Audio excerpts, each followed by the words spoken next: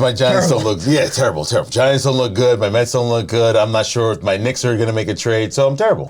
Well, that's weird because last time we talked to you, you were celebrating the Braves. You come to town. I know you think you can't do. By the way, another pitcher just got hurt. I know. Trust me. And wearing Joe Ferguson today. Yeah, Joe Ferguson. Well, we know it's the Jim Kelly, and there's a reason why. Tell you about it in Unfinished Business. You know what was funny? I remember when the whole thing with Kelly gave him 12 and stuff, and I thought, that's really too bad for Joe Ferguson because on his own and in his own right, he was a pretty good quarterback. But his second or third, probably best the team ever had. Oh, yeah, I think that's a fair statement. He was the Doug Flutie of his era. Did just enough where people remember his name. And by the way, people are Googling him right now because they're just like, what? Who? People know Joe Ferguson. They got him the playoffs. He was a playoff guy. Yeah, like Chuck Knox's team, early 80s. Nothing? No? Oh, I just got breaking news. The Mets, another pitcher got hurt. Yeah, I know. No, okay. 2 more by the end of the show. Hey, look, let's, first thing is that, boy, isn't it nice to know that the PED scandal didn't go away with the, the last decade.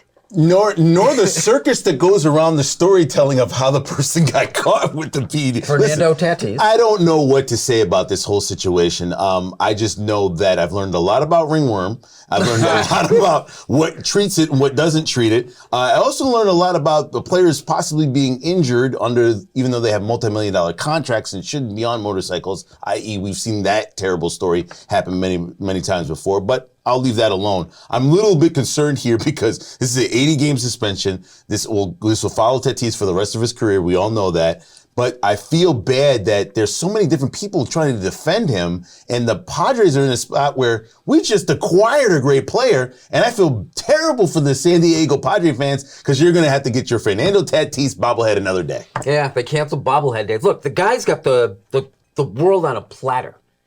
He was one of the most popular players in all the major leagues, not just San Diego, and he does this to himself. Okay, I think you're being a little naive in just making that statement, right? Because you're assuming he just started doing it recently. Well, what gives you that assumption? I mean, how long did players go in past generations? I mean, entire careers. Cycling, and we have no idea. But it's there. I mean, we still see the reaction people have to A-Roid and Clemens and Bonds. If you're Tatis, how do you let yourself wander into that? Okay, well, let's look it out this way, right? If you're talking from a cheating standpoint, yes, absolutely, you have a right to be upset as a pure baseball fan, but let's talk about from a human standpoint, right? Like, if we're talking about American baseball players, most of them come from the high school ranks without a college education. If we're talking about foreign baseball players, it's an even worse living situation. So you're telling me that I can roll the dice and take my chance to make this money 10,000 times what I would make annually, maybe more, or I can increase those odds substantially by taking this thing that's cheating. And I bought that the first time around. I really did, because it was like, Duffy and either of you guys could take a pill that would make you the most popular, famous, and rich broadcaster there was. Don't need it. Whatever. Yeah, I know that.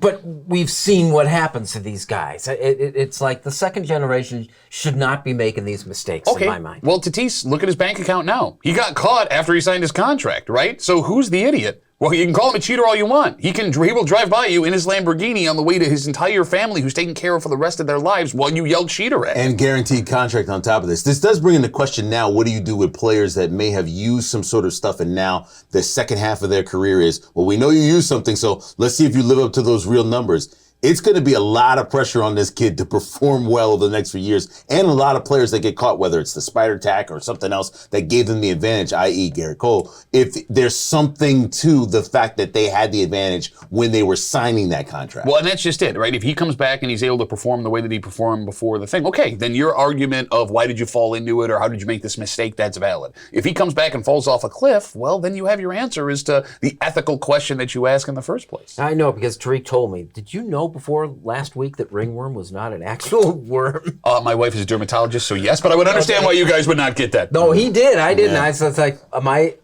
the dope here? I guess yes. I guess you are. Yeah. The last thing about this is like, how much do you hate having Daddy get involved?